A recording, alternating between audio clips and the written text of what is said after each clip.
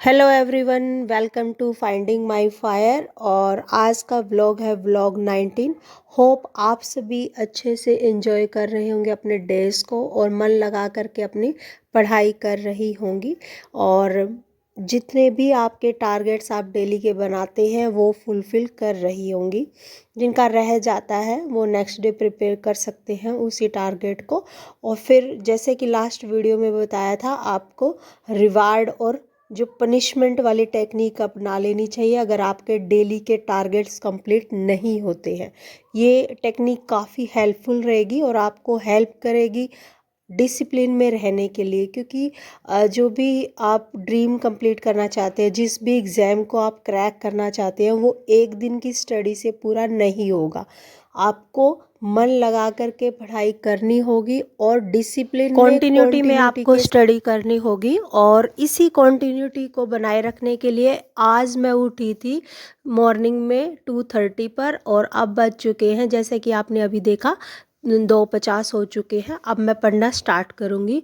देखो, दिन में जो है सर्दियाँ स्टार्ट हो गई है, इसकी वजह से डेज़ मतलब मुझे ऐसा लगता है कि छोटे हो गए हैं और रात में बड़ी हो गई है। तो दिन में बहुत कम टाइम लगता है, ऐसा लगता है कि जैसे मॉर्निंग हुई, थोड़ा सा मतलब शाम 4 होते ही ऐसा लगने लग जाता है कि अब रात हो गई है।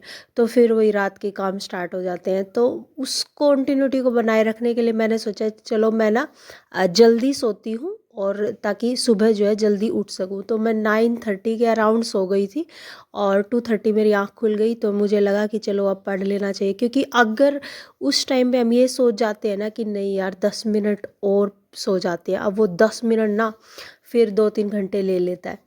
तो आपको भी ये डिसीज़न आपको खुद लेना होगा कि मुझे वो 10 मिनट्स का अपने अंदर रखना है। जैसे कि अलार्म लगाते हैं, 10 मिनट और सो जाते हैं, 10 मिनट और सो जाते हैं।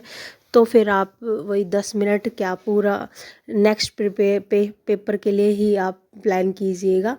आपको थोड़े थोड़े जो चेंजेस अपने अंदर लेके आने पड़ेंगे, क्योंकि ये जो 10 मिनट्स है ना, जैसे कि मतलब मैं आपको एक्सपीरियंस से ही बता रही हूँ कि अगर हम ये सोचते हैं ना कि 10 मिनट्स और सो जाते हैं, वो 10 मिनट्स ना फिर पूरा डे रिग्रेट में ही जाता है, क्योंकि हम 10 मिनट की बजाय 1 घंटा 2 घंटा लेट उठते हैं। फिर उससे क्या होगा, फिर आता है यार मॉर्निंग में पढ़ लेते तो अच्छा होता, उसी टाइम पर उठ जाते तो अच्छा होता। फिर अब उस चीज़ को सोचते रहते हैं। और नेक्स्ट जो मतलब अगर मैं 6 बजे के अराउंड भी उठती हूँ या मुझे टाइम मिलता है सुबह पढ़ने का आधा घंटा भी, मैं उसको भी फिर उस रिग्रेट के साथ ही फिनिश कर देती हूँ और पढ़ाई नहीं कर पाती थी। तो इसी चक्कर में मैं अब थोड़ा थोड़ा डिसीज़न लेना स्टार्ट किया है कि नहीं, अब ये 10 मिनट के चक्कर में नहीं रहना है और उसी टाइम उठ जाना है, ताकि अच्छे से पढ़ाई हो सके, क्योंकि दिन में टाइम बिल्कुल नहीं लगता है। और आप रिलेट कर पा रहे होंगे जितनी भी हाउस वाइफ है, पहले दिन में काफ़ी टाइम मिल जाता था पढ़ाई के लिए, बट अब दिन छोटे हो गए हैं तो इसकी वजह से शेड्यूल चेंजेस हो गए हैं, बच्चों का भी स्कूल के टाइमिंग चेंज हो गया है। उसकी वजह से हमारे टाइमिंग भी चेंज हो गया और लग रहा है कि जैसे दिन में तो बिल्कुल टाइम नहीं लग पाता है। तो कोई बात नहीं, रात बड़ी हो गई है, रात में नींद को कम करते हैं और अपनी पढ़ाई को कंटिन्यू रखते हैं।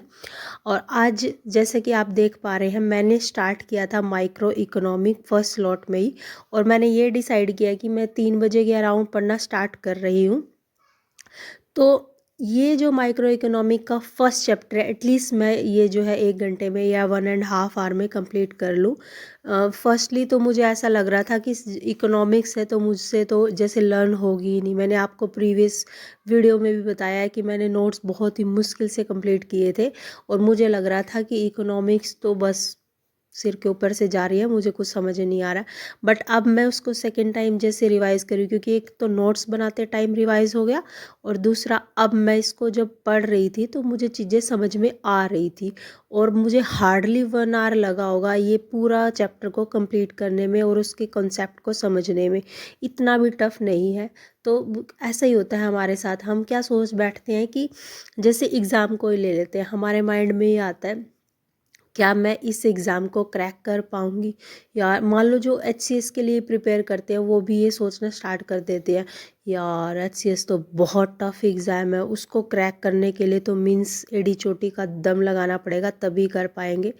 और फिर भी माइंड में यही रहता है, जो भी आप एग्ज़ाम को टारगेट करते हो तो बहुत से कैंडिडेट के माइंड में फर्स्टली यही क्वेश्चन आता है, क्या मुझसे हो पाएगा, ये तो नहीं होगा, ये तो मतलब डाउट रहता है अपने अंदर ही। तो मेरे इस एक्सपीरियंस से ये आप समझ लीजिए कि डाउट हम तब तक रहता है जब तक हम कोई स्टेप नहीं उठाते हैं उस कॉन्सेप्ट को या उस टारगेट को कंप्लीट करने के लिए।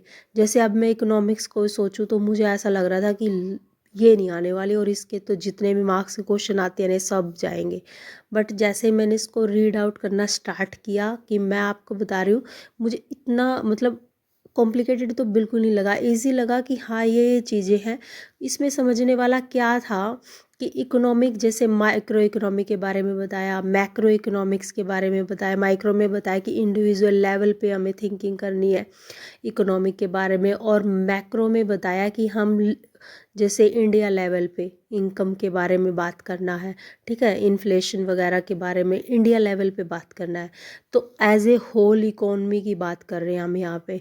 तो मैक्रो और माइक्रो में ये डिफरेंस था। फिर हमने पीपीसी कर्व पढ़ी। पीपीसी कर्व में इसमें था कि बहुत ही अच्छा और इम्पोर्टेंट टॉपिक है ये, कि कैसे वो एक्सपेंड होती है और कैसे वो मतलब अंदर की तरफ आती है वो कर्व, और स्ट्रेट होती है या कनकेव बनती है ओरिजिन से। इस टाइप की जो कर्व है ये काफ़ी मतलब अच्छी थी, समझ में आई। शायद एनालिटिकल थिंकिंग हो चुकी है इसकी वजह से, बट मतलब कॉन्सेप्ट मेरे क्लियर थे। और 1 घंटे लगा होगा और मैंने ये पूरा जो है चैप्टर अच्छे से रीड आउट कर लिया है। और अगर कोई मुझसे पूछे तो मैं इसके सारे क्वेश्चंस के आंसर कर सकती हूँ। फिर भी इसको मैं फिर से रिवाइज़ करूँगी और मतलब और अच्छे से प्रिपेयर करूँगी ताकि मेरा कोई क्वेश्चन छूटे ना, क्योंकि मुझे लगता है कि हम जितनी बार रीड आउट करते हैं ना किसी भी चीज़ को, तो हम उतनी बार एक नए क्वेश्चन से मतलब हमारे सामने आता है नया क्वेश्चन और हमें लगता है कि ये कैसे रह गया।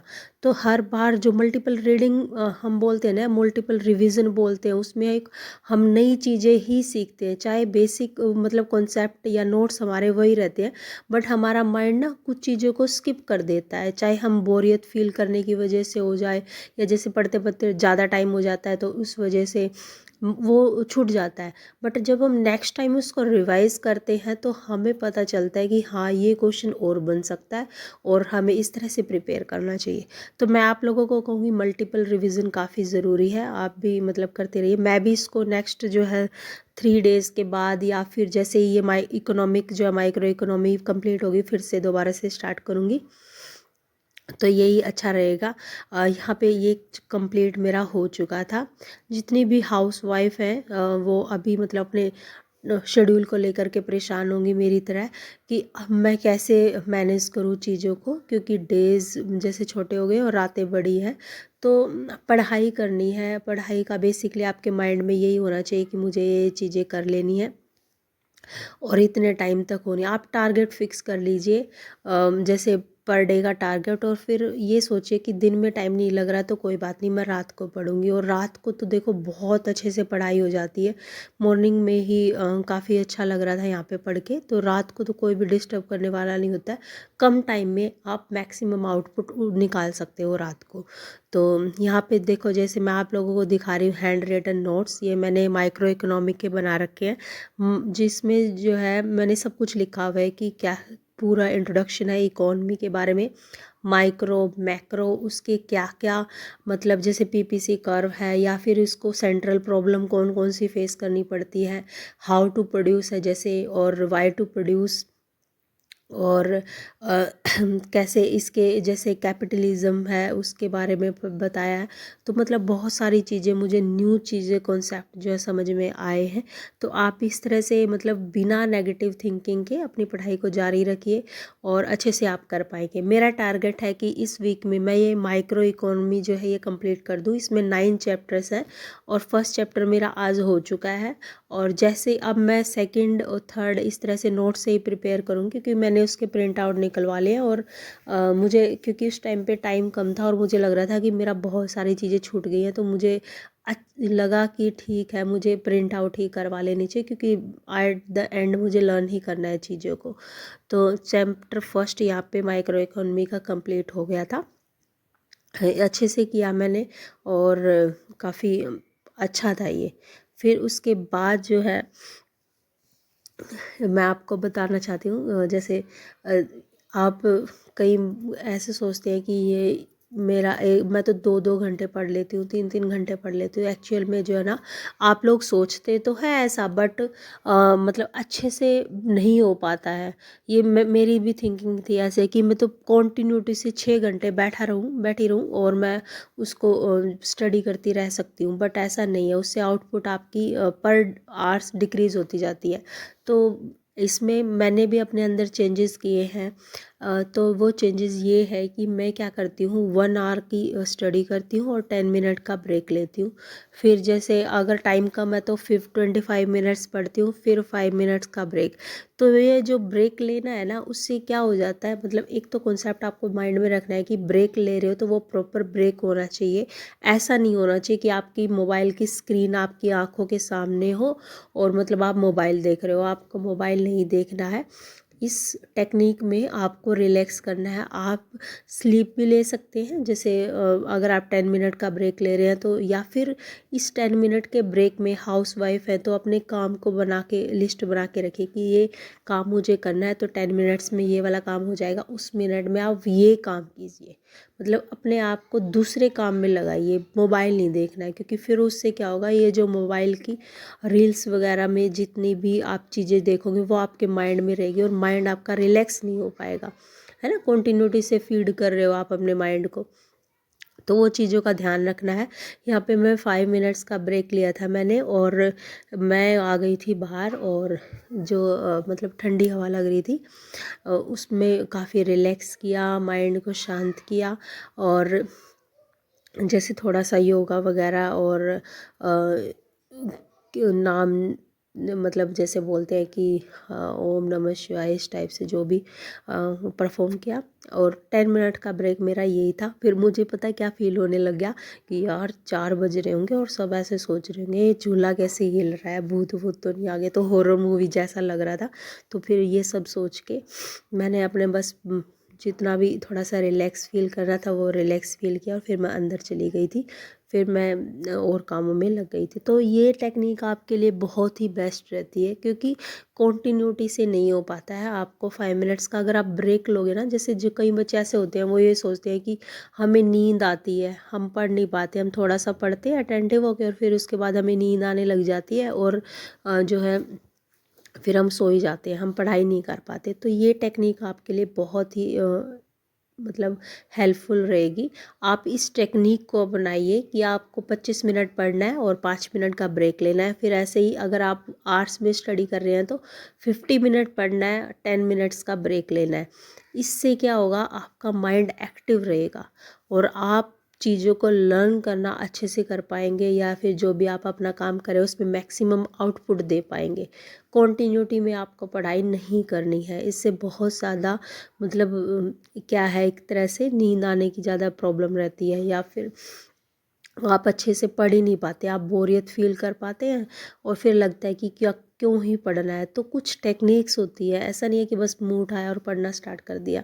तो उन टेक्निक्स को फॉलो कीजिए ताकि मैक्सिमम आउटपुट आप जो है निकाल सके अपने अंदर से, ठीक है। तो यहाँ पे मैं ऐसे ही 10 मिनट्स का ब्रेक ले रही हूँ, अभी भी कंटिन्यूटी से चल ही रहा है। और उसके बाद तो बाहर मौसम का आनंद लेते हुए मैं यहाँ पे एंजॉय कर रही थी, और काफ़ी अच्छा फील हो रहा था। काफ़ी मतलब ठंडी हवा चलना और नेचर के साथ छोटी चिड़िया का आना, आवाज़ करना, तो और बाकी कोई भी आवाज़ नहीं थी, तो शांत सा सब कुछ, और अच्छा, काफ़ी अच्छा फील हो रहा था। ये 4 से 4:15 बजे की बात है, और काफ़ी अच्छा फील हुआ यहाँ पे। उसके बाद जो है यहाँ पे मैंने थोड़ा सा योगा को परफॉर्म किया, और गहरी गहरी सांसें ली, क्योंकि मुझे लग रहा था कि एनवायरनमेंट बिल्कुल बहुत ज़्यादा क्लीन है, तो ज़्यादा से मैक्सिमम ऑक्सीजन जो है वो एनवायरनमेंट में थी। तो मैं ये सोच रही थी कि गहरी सांस लेने से काफ़ी अच्छे साफ़ हो जाएंगे हमारे फेफड़े वगैरह, और ऑक्सीजन बहुत अच्छे से जाएगी। तो नेचर में यही खूबसूरती होती है कि आपके जो है मन को भी शांत करती है, साथ साथ आपको जो है एक्साइटमेंट से भर देती है कि नेचर बहुत ही ग्रीनरी से मतलब अच्छा अब करवाता है आप लोगों के को। तो यहाँ पे अब मैं अंदर आ चुकी थी, और अंदर आने के बाद मैंने स्टार्ट किया हरियाणा जीके की, जो कि वन लाइनर बुक है उसको। और वन लाइनर बुक देखो, वैसे तो मुझे बिल्कुल भी याद नहीं रहता, ये वन लाइनर मुझे पढ़ा नहीं जाता, मैं सिर्फ थ्योरी को ही पढ़ पाती हूँ। तो जो जो भी पर मैंने डिसाइड किया कि अगर ये बुक मेरे पास है तो क्यों ना इसको पढ़ लिया जाए। तो मैंने डिसाइड किया कि हर एक स्लॉट में मैं 100 क्वेश्चन करूँगी, और ऐसे डे के दिन में 3 स्लॉट लूँगी, जिससे 300 क्वेश्चन मेरे जो है पर डे हो जाएंगे। इतना ही हो पाता है, ज़्यादा मैक्सिमम